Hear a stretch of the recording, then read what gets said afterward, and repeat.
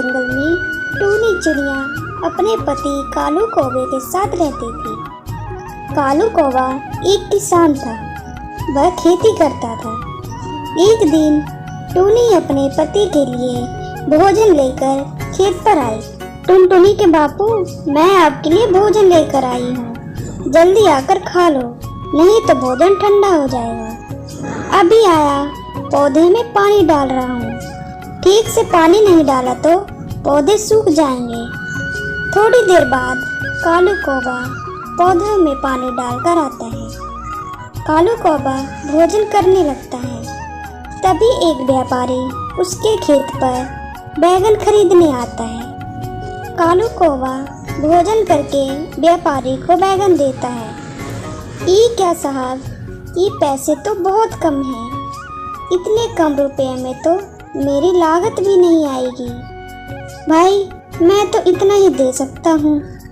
अगर तुम्हें ज़्यादा पैसे चाहिए तो तुम दूसरे व्यापारी को अपने बैगन बेच दो। ठीक है साहब, आप जो दोगे मुझे मंजूर है। व्यापारी बैगन लेकर वहाँ से चला जाता है। कालू कौवा सारे पैसे टूनी चिड़िया को दे देता है। ये तो बहुत कम पैसे हैं जी, क्या करो टूनी, कुछ समझ में नहीं आ रहा है। इतनी मेहनत करके बैगन उगाता हूँ पर मन मुताबिक दाम नहीं मिलता। मेरी बात मानो, अब से व्यापारी से बैगन बेचना बंद करो। खुद से अपनी बैगन ले जाकर बाजार में बेचो, इससे हमें मुनाफा ज़्यादा होगा। अगर मैं बैगन बेचने बाजार जाऊंगा तो खेत की देखभाल कौन करेगा, और अच्छी देखभाल नहीं होगी तो फसल सूख जाएगी। तुम खेत की चिंता क्यों करते हो? मैं और टुनटुनी है ना, हम दोनों मिलकर खेत की अच्छी तरह से देखभाल करेंगे। अब तो अपनी टुनटुनी भी बड़ी हो गई है, हम दोनों अच्छे से काम कर लेंगे। शाम हो गई है, चलो अब घर चलते हैं। 2 दिनों बाद कालू कौवा अपने खेत से बैगन तोड़ता है और एक ठेले पर रखकर उसे बाजार बेचने चला जाता है। बैगन ले लो बैगन, ताजे ताजे बैगन। भैया, ये बैगन कितने की दे रहे हो? दीदी, बाजार भाव दूंगा, 10 रुपये किलो है। अरे, ये बैगन तो बहुत सस्ते दे रहा है, लेकिन बाजार में 1 किलो बैगन का दाम 20 रुपये किलो है। मैं ऐसा करती हूँ, 2 किलो बैगन खरीद लेती हूँ। भैया, मुझे 2 किलो बैगन दे दो और ये लो 20 रुपये। शाम होते होते कालू कौवे के सारे बैगन बिक जाते हैं। आज उसे बैगन की अच्छी कीमत मिली थी। वो घर आता है और अपनी बेटी को अपने पास बुलाता है।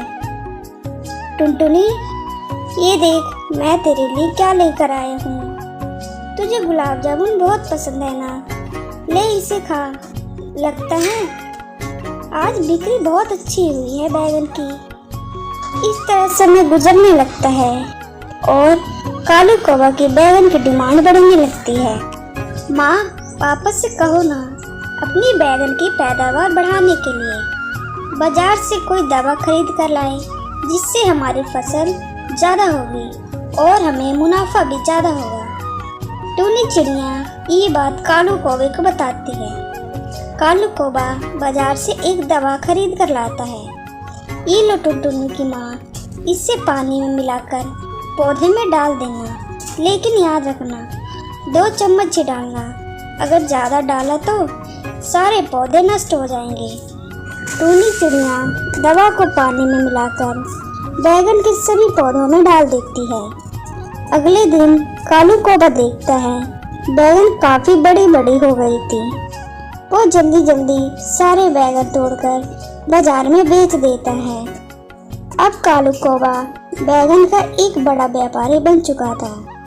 इस तरह कालू कौवा और टूनी चिड़िया बैगन की फसल बेचकर खुशी खुशी रहने लगते हैं।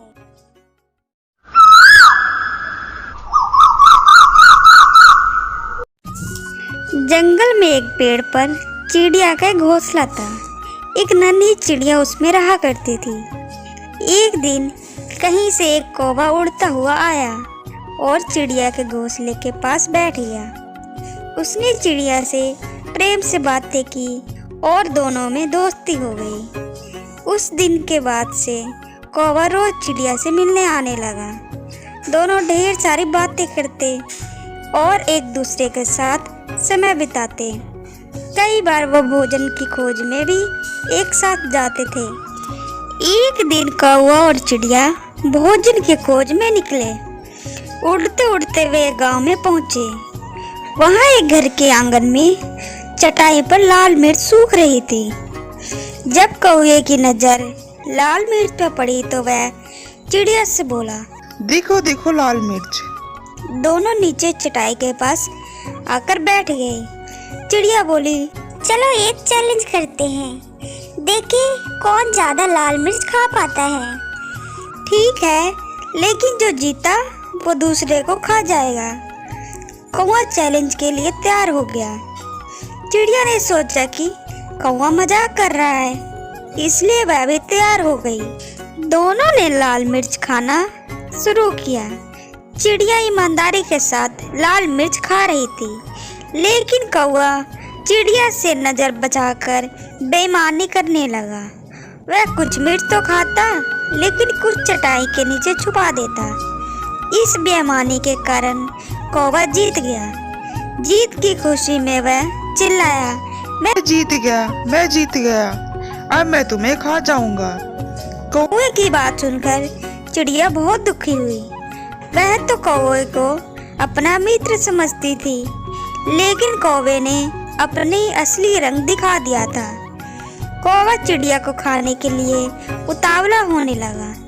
तब चिड़िया बोली, ठीक है, तुम मुझे खा सकते हो, लेकिन मुझे खाने से पहले अपने चोंच धो कर आओ। पता नहीं तुम क्या क्या खाते हो, और तुम्हारी चोंच बहुत गंदी रहती थी। कौवा चिड़िया की बात मान गया और उड़कर नदी के किनारे चला गया। जब उसने नदी से पानी मांगा तो नदी बोली, मैं तुम्हें पानी देने को तैयार हूँ, लेकिन पहले एक मटका लेकर आओ। उसमें जितना चाहो उतना पानी ले जाना। कौवा उड़ता हुआ कुम्हार के पास गया और उससे मटका बनाने को कहा। कुम्हार बोला, मैं तुम्हारे लिए मटका बना दूंगा, लेकिन उसके लिए मुझे मिट्टी की जरूरत होगी। अभी मेरे पास मिट्टी नहीं है, मुझे थोड़ी मिट्टी ला कर दो। कौवा उड़ता हुआ खेत में पहुंचा और अपनी चोंच से मिट्टी खोदने लगा। तब धरती माता उससे बोली, पूरी दुनिया जानती है कि तुम कूड़ा और गंदगी खाते हो, इसलिए मैं तुम्हें अनुमति नहीं दूंगी कि तुम मेरी मिट्टी पर अपनी चोंच मारो। इसलिए यदि तुम्हें मिट्टी चाहिए तो कुदाल लेकर आओ। कौवा लोहार के पास पहुंचा और उससे बोला, मुझे एक कुदाल बना कर दो। लोहार बोला, यदि तुम्हें कुदाल चाहिए तो मुझे आग लाकर देना होगा। कौवा पास ही स्थित एक किसान के घर गया। वहाँ किसान की पत्नी खाना बना रही थी। कौवा उससे बोला, मुझे आग चाहिए।